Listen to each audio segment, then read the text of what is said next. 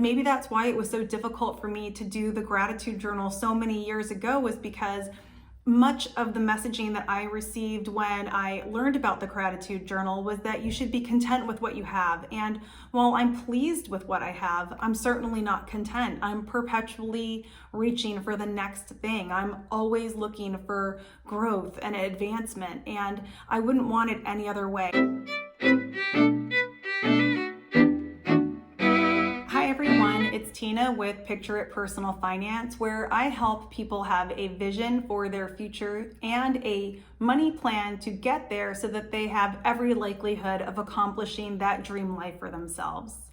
Whether it's with your personal or with your business, I truly believe that with a vision and a plan, you can make your life change in dramatic ways. Yesterday was my birthday, and I have to be honest with you, I was in the receiving spirit. Let me tell you, I received some really lovely gifts from my family, and as a matter of fact, I'm wearing one of them today. This chunky turtleneck sweater is a gift from my daughter, and I have to tell you, she knows me so well. It's absolutely my style, and I adore it.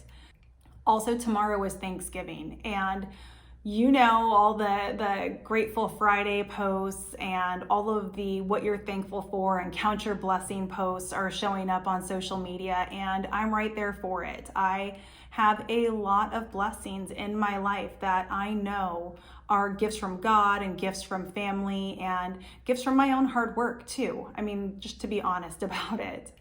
That being said, I remember a time in my life where it was hard to receive, and it was also hard to be grateful. I struggled with being extremely self-reliant, and I also struggled with getting down on myself, and in that sort of toxic energy dump that I would spiral into on occasion, I found it was really difficult to count my blessings.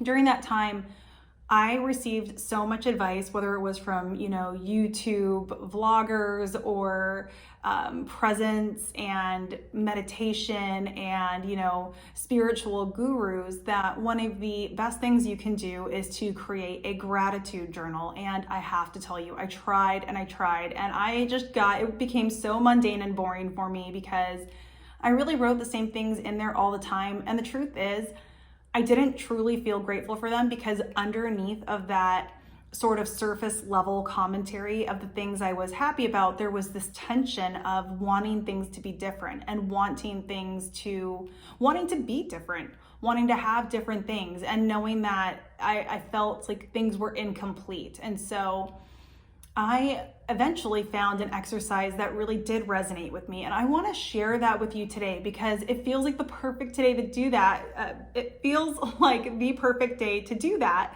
because I'm split in between the day of receiving from my birthday and the day of Thanksgiving, or expressing gratitude for Thanksgiving, which is tomorrow. And what the exercise is, I call it the want exercise, or 20 wants. It doesn't have to be 20, but it does need to be an even number, and I'll tell you why.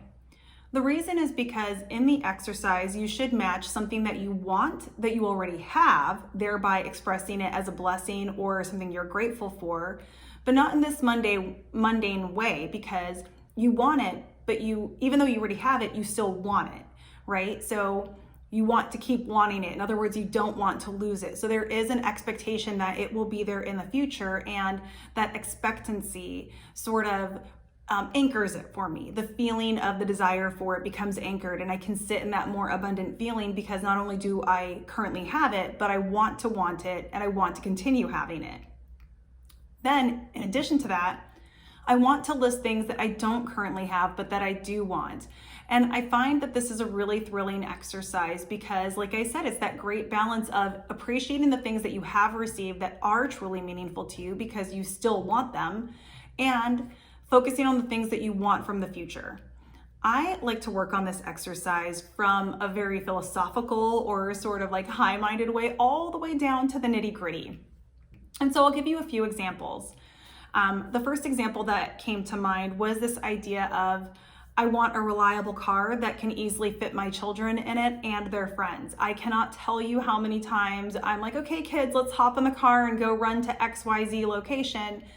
And a friend is visiting and is like, can I come too? And I don't have any problem bringing my kids' friends along to any of these excursions. So I'm like, let's check with your parents. And then I just flip up my third row seating and we're good to go. I love that. I love that about my current car. I want to be able to do that in the future. Having that ability in my car allows me to be the mother and the sort of neighbor and sort of like the cool mom friend that I want to be for my children and for their friends, so that we can have a lot of people feeling very comfortable in my home. That being said, I want a new home that has some property and some land. Right now, we're in an area that wasn't as developed when we moved here, and it is getting super developed here. I don't know how it is in your part of the country, but it is growing here very, very quickly. And originally, a 1/4 acre seemed plenty good enough because there were a lot of empty fields not far from our home, and all of those empty fields are now filled with new construction. I really dream of having space, and I would love to find a home that is the same size or even a little bit smaller than the home I have today, but is sitting on anywhere from 3 to 10 acres. That is something I really want to see happen for my family within the next 2 to 3 years. And so we are keeping our eyes peeled, and that is on my list, sandwiched by my car. In my head, I look at it like my car is this reliable, wonderful vehicle I have that will eventually take me and my family to the new home that I also really want. And then to make it, like I said, in the nitty-gritty, more practical things, I really love my handbags. You guys know I'm a bag hag. I love my Louis Vuitton. I've got a Saint Laurent. I've got a Mansur Gavriel. These handbags I really love, and yet I also want more. There are quite a few other handbags I'm looking at right now. In particular, there's a Dior. And so I am very appreciative for the lovely handbags I have today. And I also have on my list some other handbags that I really want. Same thing with my sunglasses. I have a couple of really lovely pair of sunglasses, a pair of Tom Ford glasses that I really love. And honestly, I'm so sad. I seem to have misplaced my Jimmy Choo sunglasses, but that's okay because I already have my eyes set on the Ray-Ban polarized Erica sunglasses. I hope this exercise is making sense to you. The more I talk about it, the more it seems like a silly exercise in some aspects because, you know, there is that part of me that's like, well, you should just be contented. But the truth is I'm not contented. I've never been contented.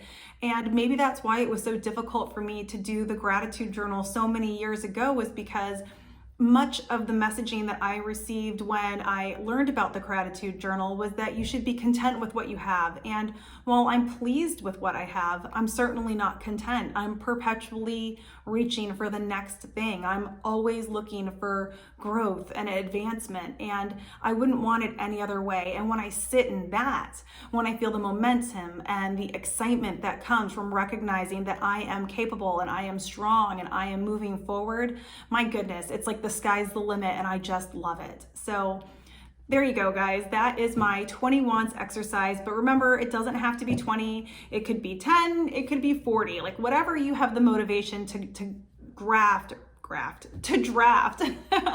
That's what I want you to do.